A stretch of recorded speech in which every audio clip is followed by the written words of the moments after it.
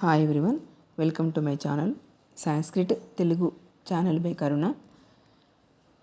Second year 4th sem మనకు Telugu lesson చదువుకున్నాం. మనకి ఇంతకుముందు వీడియోలో మనకు పద్య భాగం చదువుకున్నాం, 2 లెసన్స్, పేపర్ ప్యాటర్న్ సిలబస్ చదువుకున్నాం. గద్య భాగం సెకండ్ లెసన్ చదువుకున్నాం. ఇప్పుడు గద్య భాగం థర్డ్ లెసన్. ఇది క్వశ్చన్ పేపర్లో క్వశ్చన్ నెంబర్ 9లో ఉంటుంది. మన క్వశ్చన్ నెంబర్ 9లో 2 ఎస్సేలు ఇస్తారు. ఒక ఎస్సే ఆర్తగీతం. నెక్స్ట్ సెకండ్, ఇప్పుడు థర్డ్ లెసన్ దేవరకొండ దుర్గం. ఈ 2 ఎస్సేలు చదువుకుంటే ఒక ఎస్సే కంపల్సరీ వస్తుంది. నెక్స్ట్ దేవరకొండ దుర్గం మనకు కవి పరిచయం. పాఠ్యభాగం దేవరకొండ దుర్గం. రచయిత డాక్టర్ ముకురాల రామారెడ్డి. యొక్క జన్మము తేదీ, ఈయన మహబూబ్ నగర్ జిల్లా కల్వకుర్తి సమీపంలోని ముకురాల గ్రామంలో 1/1/1929 జన్మించారు. ఈయన విద్యాభ్యాసం తెలుగులో MA చేసి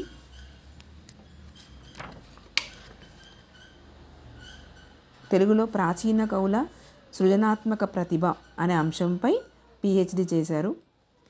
డాక్టర్ ముకురాల కార్యరంగం, ఈయన హైదరాబాద్ సంస్థాన ప్రజా పోరాటాల్లో కార్యకర్త.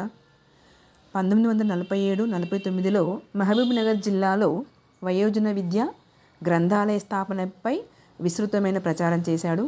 తెలుగును మాధ్యమ భాషగా, అధికార భాషగా మలచడంలో 20 సంవత్సరాలు కృషి చేశారు. నెక్స్ట్ తెలుగు సాహిత్య నిఘంటువు, తెలుగు సాహిత్య పదకోశం, న్యాయ పరిపాలన సంబంధ పారిభాషిక పదకోశం వంటి గ్రంథాల రూపకల్పనలో ప్రముఖ పాత్ర వహించాడు. ఈయన యొక్క రచనలు దేవరకొండ దుర్గం, మేఘదూతం, నవ్వే కత్తులు, హృదయ శైలి అనే కవితా సంకలనాలు వెలువరించారు. దుందుబి అనే పత్రికకు సంపాదకుడిగా పనిచేశాడు. ఇది ఈయన యొక్క కవి పరిచయం. డాక్టర్ ముకురాల రామారెడ్డి గారి యొక్క కవి పరిచయం. ఇది మనకు ఆ భాగంలో క్వశ్చన్ నెంబర్ 3లో ఉంటుంది. మనకు 3లో పద్య గద్య కవి పరిచయాలు ఉంటాయి. మనకి ఇక్కడ ఈ ముకురాల రామారెడ్డి గారి కవి పరిచయం చదువుకుంటే మనం పార్ట్ ఏలో ఇస్తే రాయొచ్చు. నెక్స్ట్ పాఠ్యభాగ నేపథ్యం. నల్గొండ జిల్లాలో దేవరకొండలో వెలిసిన దుర్గమే ఈ దేవరకొండ దుర్గం. మరి దేవరకొండ దుర్గము 2 శతాబ్దాల పాటు వెలమరాజులకు స్థావరంగా ఉండేది. చుట్టూ 10 మైళ్ళ దూరం వరకు స్పష్టంగా కనబడే పెద్దదైన రాతి కట్టడమే ఈ దేవరకొండ దుర్గం. మరి ఈ గేయ కవిత దేవరకొండకు చెందిన చారిత్రక సత్యాలను తెలుపుతుంది. అంతేకాకుండా మరుగున పడి ఉన్న దేవరకొండ పూర్వ వైభవాన్ని, మరి వెలమరాజుల యొక్క శౌర్య ప్రతాపాలను మనకు గుర్తు చేస్తుంది ఈ దేవరకొండ దుర్గం యొక్క అనే పాఠము. డాక్టర్ ముకురాల రామారెడ్డి గారు మరి దేవరకొండ దుర్గం యొక్క వైభవాన్ని మరి ఎలా మనకు తెలిపారు. పాఠ సారాంశము. దేవరకొండ కోట వీరలక్ష్మికి కంఠహారం. ఈ కోటను చాలా ఎత్తుగా, ఎంతో వైశాల్యంలో ఎవరో వీరుడు నిర్మించాడు. అది 3 గుట్టల మూట. మరి ఆ కోట నిర్మాణానికి ఆ కొండ చివరి వరకు రాళ్ళు మోసిన ఎందరో కూలీల కండలు కరిగిపోయాయి. దాని నిర్మాణానికి ఎన్నో సంవత్సరాలు పట్టింది. మరి ఈ విధంగా చాలా ఎత్తైన కోట అది. మరి అది 3 గుట్టలు కలిసి ఉంటుంది.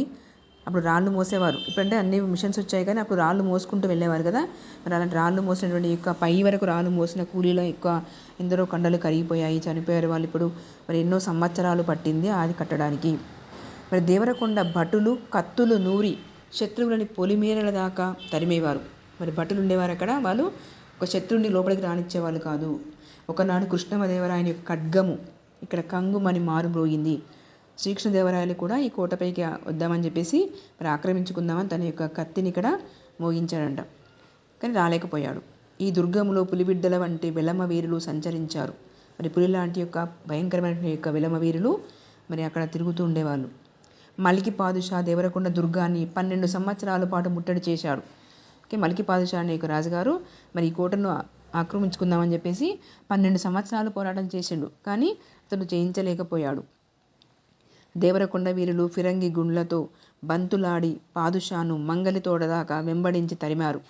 లోపలికి రానివ్వకుండా ఆ యొక్క పాదుషాను అక్కడ వీరులందరూ కలిసి తరిమి కొట్టారంట. రాచకొండలో మహాసౌందర్యవతి అయిన భోగిని అనే వేశ్య ఉండేది.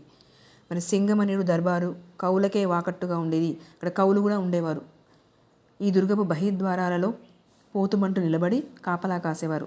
దుర్గం యొక్క బయట ద్వారాల దగ్గర, ఆ యొక్క గేట్ల దగ్గర వాళ్ళు పోతు లాంటి బంట్లు నిలబడి అక్కడ మరి వాళ్ళు ఆ కోటను కాపలా కాసేవారట. వారు తీరిక వేలంలో పులిజూదం ఆడుకుంటూ అక్కడ ఉండేవాళ్ళు. వాళ్ళు వెలమదొరలు మొలల్లో బాకులు ధరించేవారు, చాకులు పట్టుకొని తిరిగేవాళ్ళు. వారు మీసం మెలివేసేవారు. వారు కొలువు తీరిన రచ్చబండలు, రాజనగరులు అక్కడ ఉండేవి. మరి రాజనగర రచ్చబండలు అంటే పంచాయతీ ఉంటాయి కదా బండలు, ఆ యొక్క బండలు కూడా అక్కడ ఆ వీరుల యొక్క ఆ కోటలో ఉండేవి. అక్కడ వచ్చి మరి రాజులు కూర్చునేవాళ్ళు, పంచాయతీలు ఉంటే తీర్చుకునేవాళ్ళు. అక్కడ ఆ రాజనగరుల ముందు భటులు నిలబడి బహుపరాకులు చెప్పేవారు. ఎస్ అని చెప్పేసి వాళ్ళు ఇంకా చెప్పేవాళ్ళంట. మహర్నవమి కోలాటాలలో వారు జడకొప్పులు ధరించారు. అక్కడ ఉత్సవాలు అవుతుంటే ఆ కోలాటంలో ఈ యొక్క వెలమదొరలు జడకొప్పులు వేసుకునేవాళ్ళు. అక్కడ వెలమదొరల బాబులు దోబూచులాట ఆడేవారు. వాళ్ళ పిల్లలు వచ్చేసి అక్కడ ఆడుకుంటూ ఉండేవాళ్ళు. అంతఃపురాలలో ఎండ కన్ను ఎరగని రాజకన్యలు ఉండేవారు. అసలు ఎండ బయట తెలియదు వాళ్ళకు. మొత్తం రాజకన్యలు రాణులు అంతఃపురంలోని లోపల ఉండేవాళ్ళు. అసలు బయటకు వచ్చి ఎండ అంటూ చూడని వాళ్ళంట. వాళ్ళు ఎండ అంటే ఏందో వాళ్ళకి తెలియకుండా ఆ లోపల అంతఃపురాల్లోనే ఉండేవాళ్ళు. వాళ్ళు దేవరకొండ దుర్గంలో పచ్చని కాపురాలు ఉండేవి. అక్కడ ఆనాడు వాకిలీలు, కచేరీలు, నగరులు, లోగిళ్ళు, గరిడీలు, గవన్లు, కోటలు, పేటలు ఇవన్నీ కూడా అక్కడ ఆ దేవరకొండ దుర్గంలో ఉండేవి. వాకిళ్ళు ఉండేవి, అక్కడ అరుగులు ఉండేవి, నగరాలు, మరి కచేరీ పంచాయతీ ఉండేది, రాజుగారు కూర్చోడానికి కచేరీ, ఇవన్నీ కూడా అక్కడ కోటలు, పేటలు ఇవన్నీ ఉండేవి. దేవరకొండ దుర్గంలో ఒక మంచినీళ్ళ బావి ఉండేది. దాని పక్కన మల్లె పందిళ్ళు ఉండేవి. మలికి పాదుషా దండు విడిసిన మంగలి తోట ఉండేది. ప్రహరీ బెజ్జాలలో ఫిరంగులు ఉండేవి.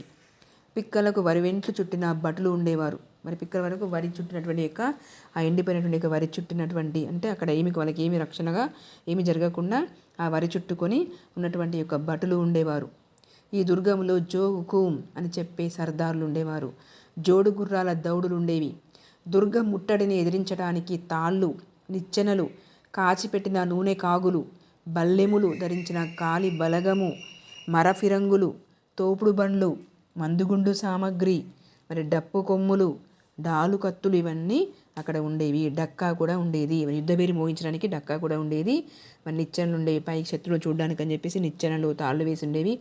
వేసి కాగిపోయి నూనె తాకులు ఎవరైనా వస్తే నూనె పోయడానికి అని చెప్పేసి కాచినటువంటి యొక్క నూనె కాగులు ఉండేవి. బల్లెములు, మరి ఈ విధంగా తోపుడు బండ్లు, మందుగుండి సామగ్రి, ఫిరంగులు, డాలు కత్తులు ఇవన్నీ వాళ్ళు సిద్ధంగా చేసుకొని అక్కడ ఆ యొక్క కోటలో ఉండేవారు.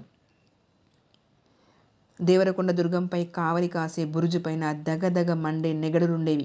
పైన మరి బురుజు పైకి మరి ఒక నెగడి దీపాలు ఉండేవంట. పైన కనిపించడానికి నెగడి దీపాలు ఉండేవి. కొండపై రామాలయం, స్వర్గానికి దారి చూపే దీపం ఉండేది. ఒక రామాలయం గుడి కూడా ఉండేది. ఆ గుడిలో దీపం ఉండేది. అది స్వర్గానికి వెళ్ళడానికి దారి చూపిస్తూ ఉండేది. అంటే అక్కడ నమ్ముకొని పూజ చేసుకుంటే అది స్వర్గానికి వెళ్తారని చెప్పేసి నమ్మకం. ధనాగారాల వద్ద పారాదీపములు ఉండేవి. రాణులు దొరలకు మంగళహారతులు ఇచ్చేవారు. మరి వచ్చి యుద్ధానికి వచ్చేటప్పుడు బయటకు వచ్చేటప్పుడు ఆ రాణులు వచ్చి మంగళహారతి ఇచ్చి వాళ్ళని పంపించేవాళ్ళు. అక్కడ కుంకుమ పూల ధాన్యము, గరిసెలు ఉండేవి. కుంకుమ వాళ్ళు దిద్ది పంపించేవాళ్ళు. గరిసెలు, ధాన్యం పోయడానికి గరిసెలు ఉండేవి. మాధవ నాయకుడు కట్టించిన నాటకశాల ఉండేది. నాటకాలు వేసేవాళ్ళు. మరి అందరు ప్రజలకు చూపించడానికి అక్కడ చూసి ఆనందపడడానికి మరి వాళ్ళకు నాటకశాల కూడా ఉండేది. ఎండ కన్ను ఎరగని అసూర్య వంశములైన స్త్రీలు ఉండేవారు. అసలు ఎండ అంటే తెలియనటువంటి యొక్క మరి అక్కడ స్త్రీలు ఉండేవారు. అంతఃపురాల్లోకి నరపురుగు దూరడానికి సైతం భయపడేవారు. లోపలికి మరి ఎవ్వరు పోయేవాళ్ళు కాదు. ఒక్క మనిషి లోపలికి వెళ్ళడానికి భయపడేవాళ్ళు అంట. ఆ అంతఃపురంలోకి ఎవరు కూడా వెళ్ళేవారు కాదు. ఈ విధంగా దేవరకొండ ఒకనాడు మహావైభవముతో ఉండేది అని డాక్టర్ ముకుర రామారెడ్డి గారు మనకు చెప్పారు. ఈ విధంగా దేవరకొండ దుర్గము రాజుల కాలంలో, ఆ యొక్క వెలమదొరల కాలంలో ఎంతో వైభవంగా వాళ్ళ వంశీకులు పరిపాలించే వాళ్ళు అంత గొప్పగా వైభవంగా ఆ రోజు ఆ దేవరకొండ దుర్గము మనకు ఉండేది. ఇది మనకు దేవరకొండ దుర్గం గురించి, తన పూర్వ వైభవాన్ని గురించి మనకు ఈ యొక్క కవిగారు చాలా గొప్పగా వివరించారు. ఇది పూర్వ వైభవం గురించి రాయమంటే ఇది రాయాలి మొత్తం. నెక్స్ట్ తర్వాత మరి దేవరకొండ దుర్గం యొక్క ప్రస్తుతులు ఎలా ఉన్నాయి, ప్రస్తుత స్థితిగతులు ఎలా ఉన్నాయని చెప్పేసి మరి ఇప్పుడు గురించి ఎలా ఉంది రాయమంటే దీనికి వ్యతిరేకంగా మరి అవన్నీ ఆ రోజు ఉన్నవి కదా, అవన్నీ లేవు అని చెప్పి రాయాలంతే. వెలమదొరలు లేరు ఆ రోజు, మహానవమి కోలాటాలు లేవు, జడకొప్పులు ధరించేవారు లేరు, దొరబాబులు లేరు, దోబూచులాటలు లేవు, కచేరీలు లేవు అని చెప్పేసి, మంచినీళ్ళ బావి లేదు, తర్వాత అవన్నీ కూడా ఏమి లేవని చెప్పేసి, బరివెంటు భటులు లేరు, పోతు బంట్లు లేరు అని చెప్పేసి మనకి ఏవైతే ఆ రోజు వైభవంగా ఉండేవో అవన్నీ లేవు అని చెప్పి రాయాలి. గత స్థితి రాయమని చెప్పంటే ప్రస్తుతం యొక్క స్థితి ఏ విధంగా ఉంది రాయమంటే మరి ఇవన్నీ లేవని చెప్పేసి రాయాలి. అప్పుడేమో అలా ఉన్నాయని చెప్పేసి వైభవంగా ఉన్నాయని చెప్పేసి రాయాలి. మరి ఇక దానికి ఆపోజిట్గా మరి ఇప్పటి స్థితి ఏంటి అంటే ఇవన్నీ లేవు అని చెప్పేసి రాయాలి. ఈ విధంగా 2 క్వశ్చన్స్ రావచ్చు. పూర్వవైభవం ఎలా ఉంటుంది, నేటి పరిస్థితి ఎలా ఉందని చెప్పేసి రావచ్చు. ఈ విధంగా మీకు ఈ ఆన్సర్ వస్తుంది. దేవరకొండ దుర్గం మన క్వశ్చన్ పేపర్లో క్వశ్చన్ నెంబర్ 9లో ఉంటుంది. మనకి 2 లెసన్స్ చదువుకోండి. ఆర్తగీతం ఒకటి, దేవరకొండ దుర్గం ఒకటి. 15 మార్క్స్ మీకు ఈజీగా మీరు తెచ్చుకోవచ్చు. ఈ వీడియో మీకు నచ్చినట్లయితే లైక్ చేయండి, షేర్ చేయండి, సబ్స్క్రైబ్ చేయండి.